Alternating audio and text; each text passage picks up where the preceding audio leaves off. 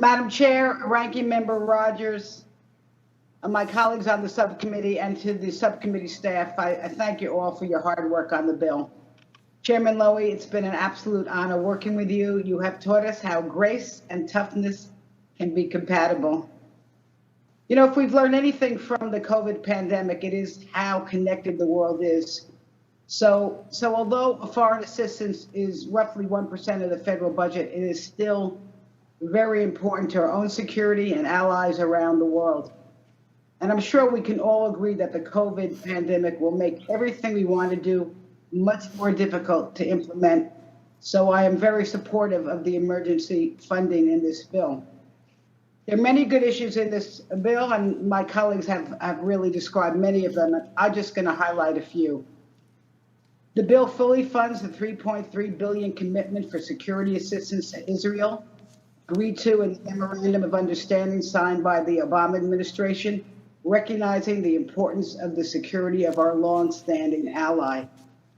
It also recognizes cooperative development projects to address sustainability challenges such as water resources, agriculture, and energy storage.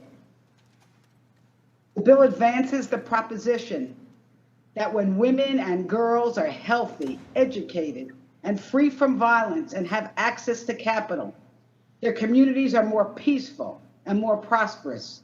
And we do this in many bipartisan ways. We support the implementation of the Women, Peace, and Security Strategy to ensure that goals like empowering women as equal partners in such things as conflict prevention, peace building, are considered U.S. foreign policy and national priorities. The bill supports basic education, emphasizing the importance of prioritizing girls' education. It provides funds to combat gender-based violence, child marriage, and human trafficking, funds promoting maternal and child health and fighting HIV/AIDS. It supports organizations that support women and girls at risk from violent extremism and terrorism, and funds the Office of Global Women's Issues and the Ambassador at Large for Women's Issues, which will work to empower women and girls around the world through U.S. foreign policy.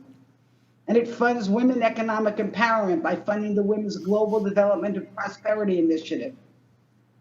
And most importantly, it repeals the very cruel, inane, harmful global gag rule and restores critical funding to the very valuable United Nations Population Fund.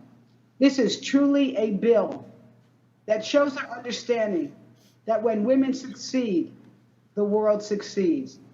I urge support of this very good bill. I thank you, and I yield back.